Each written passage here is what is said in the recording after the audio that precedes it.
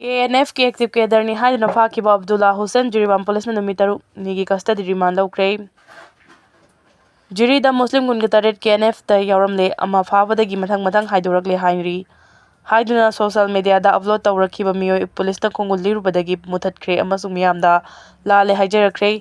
Police control room ना था सिगी 8 के नुमिदांग थोरखिबा चेरोल अमदा सिक्योरिटी फोर्स ना था सिगी 3 ता जिरीबाम डिस्ट्रिक्ट की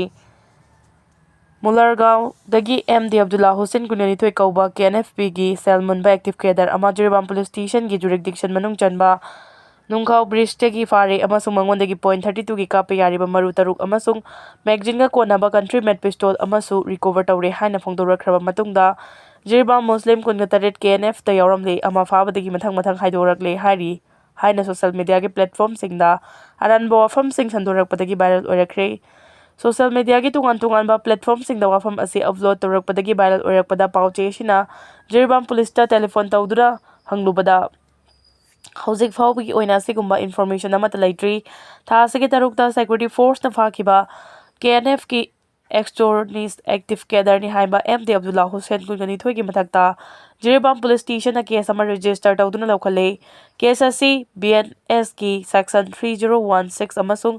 आर्म्स एक्ट की सेक्शन 25(1)B की मखादा लौखटपनी केस असी की FIR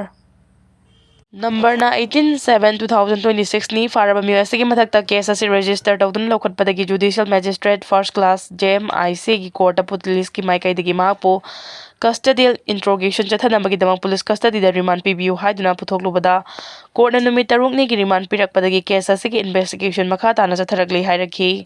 जरक्तिदा फारबा मियोय असिना हाइदोरकपदगी जिरीबामगे मुस्लिम कुनगा 8 KNF ता यावरमले हाइबना चिंगबा वाफम सिंग सोशल मीडिया दा अपलोड तौरकनरकलिबसी अचुम्बा वाफम नते सोशल मीडिया दा वाफम असी फोंदोरखिबा मियोय बदुगी खोंगुल लिरुबदा महाग यारिपोक बामो लेकादगे हक्चांगी फिबमदा मयामगा मिमानद्रबा मियोय अमा ओइरमले ngasi numitang pung 9 khara helakpada mahang masamakna wari sare amasung mahangna upload tawrakliba wafam asi aranbani haiduna khanganbagidagi mahang masana soikhre lankhre haiduna social media da sengdorakpaga loinana mahangna upload tawrakiba aranba post asisu lauthokre haina phongdorakhi loinana aina soibadagi jury da KNF ki active member muslim kunga 8 फारे हाइखिबदु अइना अचुमरान थीदना misguided तौरुरे असोइबा असिगिदमक मियामदा गाकपिउ हाइना मागी social media platform दा सेंगदोरकले हाइना Jiribam पुलिसना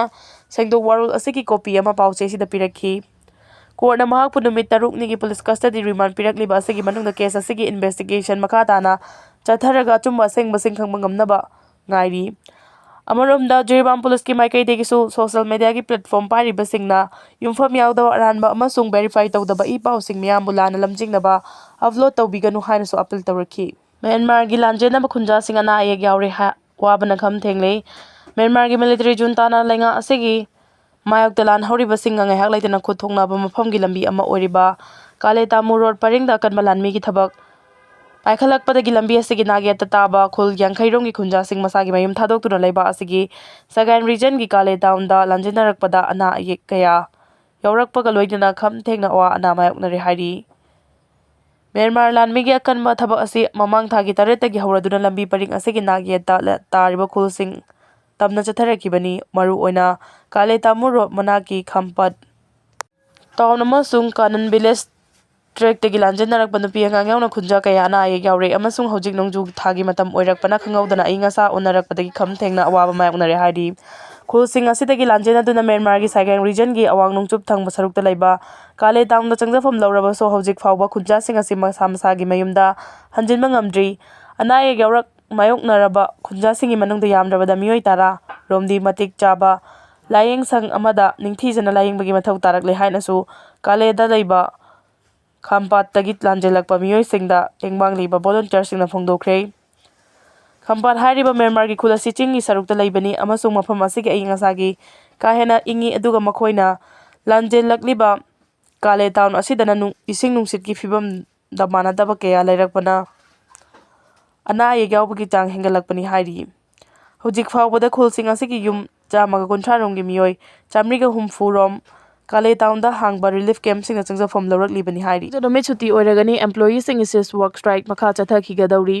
Manipur Government Services Federation MGSF Manipur Secretariat Services Association na tungan-tungan demand-sing taladuna changsilagliba sis work strike ta Manipur State Pensioner Union MSPU na susawgalakpadagi lenga kiloisang-sing na kuntak lansibagi fibam yausilakpadagi lenga na demand-sing asigi manungda ama oiriba thangja numita suti ohelamdabagi order withdraw tawduna makata na suti oiragani haibagi notification thorakre notification asing asi lenga ki General Administration Department GAD gi maikaidagi thorakibani notification asina hai haukiba April 13 2026 ta General Holiday nataba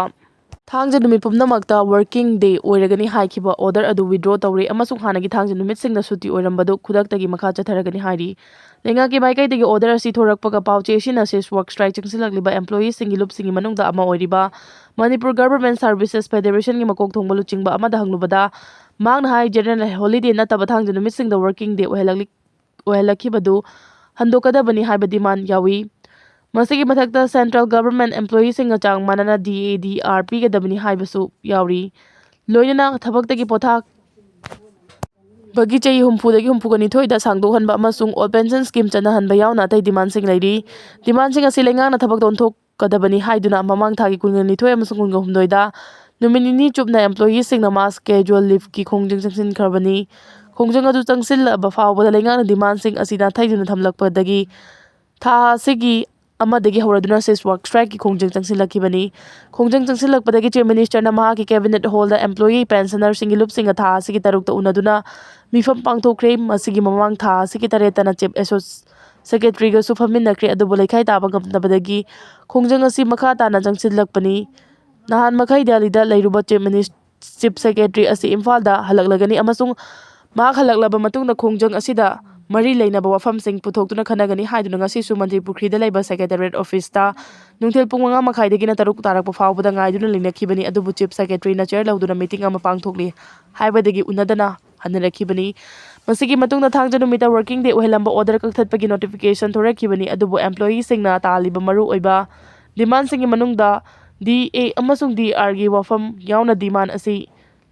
leikhai tadriba fawbada makhatana thabak lepagi khongjang changsin khigani haina phongdorakli Nakalamaromda pauche sina phongba report ki batungina employees singi Federation Association of Central Government gi employees single manana DADRPU hairabasu Manipur lenga ki maikaidagi di chada ani gumbagi chang khakdamak hengalaga pinaba thaurang leire hana Federation asigi thaupuba asida hanglubada mahangna hai lenga ki firem asidi state lenga ki makha da thabak surakliba employees singbu laknaba oina thokani karigumba lenga ki firem asina achumba oiramlabadi masida sis work strike chingsilakliba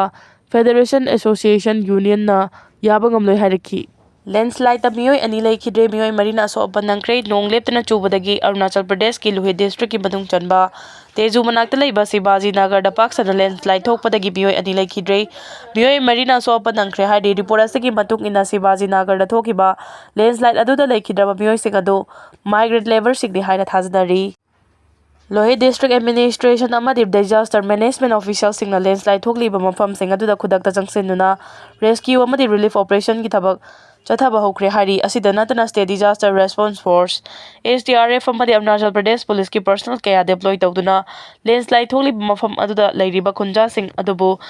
evacuate tawduna safagadaba mafam singda pur thokpagi thabak leptana chathari hari amaramda ngasi nongmanini asida Arunachal Pradesh ta nong leptana chuba asina maram oiraga Tiraf district ki manungda leiba lambi kaya namthakibadagi miyamna chawna awaba mayoknari hari miyamna nongmagi oiba mathau taba thabak thoramsing pangthoknaba honabada tangai fadana chatkadaba lambi kaya faunaba ngamdana namthakiba asina maram oiraga mathau pangthokpa ngamkhidre hari miyamgi ayaba yaudana Meghalaya uranium mining tawba yaroi sangma Meghalaya miyamgi aningba pamagi mayokta amasung ayaba yaudana state asida union lengangna uranium mining gi thabak chathaba yaroi haina state asigi chief minister Conrad K Sangmana phongdokre union lengangna Meghalaya uranium mining chathanaba thorang torokpaga mari leidana mahangna wafam asi Guwahati da base tawba English ki pauche amada phongdorakhibani Meghalaya na uranium mining tawbagi maikaida leploi haibasi Meghalaya lenga ke asek mafiremni haiki Meghalaya gi mairoi singi lup ama oiriba Khasi Student Union KSU gi union lengangna state asida uranium mining की थबक चथनबगीदमक थौरांग लौखलकपा हौरे हाइना फोंदोरकपदगी chief minister सकमाना महाकी लेंगाकी ओइबा फिरेप असि मियामदा फोंदोरकिबनी Hiram असigi matangdadi Meghalaya लेंगाकना अचौबा वारेफ अमा लौनबगीदमक खनगनी हाइदुना थौरांग तौरी मेघालयदा रेलवेगी थबक थौरमसिंग पाकथोक चौथोहनबा यावना अतै प्रोजेक्टसिंगकीसु Khasi student union यानिंगदबा फोंदोरकपनिना मेघालय लेंगाकना state असigi मियामगी अपामगी मायोक्ता लेपलोय हाइखी हौजिक ओइरक्लिबा वाथोक असि यूरेनियम माइनिंग तौबगी थबक खक्तगी नते रेलवे की मतंग ओइरबसु अतोप इशू ओइरबसु मेघालय लेंगाकी माइकैदगी स्टेट असigi स्टेक होल्डर पुमनमक यानब पुरकलब मतुंगदा चथगनी हाइखी पनबा याबदी मेघालय की वेस्ट कासी हिल्स रीजन की डोमेशिएट हाइना खंगनबा मफमदा यूरेनियम मरांग कायना लैरी हाइना खंगदोख्रबनी मसिना मरम ओइरदुना मेघालय की महरोइसिंगी लुप खक्ता नंतना सिविल सोसाइटी ऑर्गेनाइजेशन सिंगनसु स्टेट असिदा यूरेनियम माइनिंग चथादुना यूरेनियम सिंग लौथोकपा यारोय हाइबगी मायोक्ता लेबलक्लिबनी KSU ना फोंदोरकपा वाफमसिंगी मनुंगदा यूरेनियम लेंगाकना डोमियासिएट हाइना खंगनबा मफम असिदगी यूरेनियम माइनिंग तौबदा खुदोंग चानबगीदमक अकक्नबा लनाई मियोय खरना मफम असिगी लमसिंग लैसिनबगी थवोंगसु चथरगले हाइना फोंदोरकिबनी मेघालयदा यूरेनियम माइनिंग चथबा थिंगनबगीदमक स्टेट असigi असेंबली मिफमना फॉर्मल ओइना वारेफ अमा लौगदबनी हाइनासु chief minister Conrad K सकबाना लुचिकबा लेगाकता तक्सेंदुना लाक्लिबनी KSU ना फोंदोरकलिबा वाफमसिंग असि वेरीफाई तौनबा थबक लौखलगनी हाइनासु महांगना गुवाहाटीदा बेस तौबा पाउचे असिदा फोंदोखी।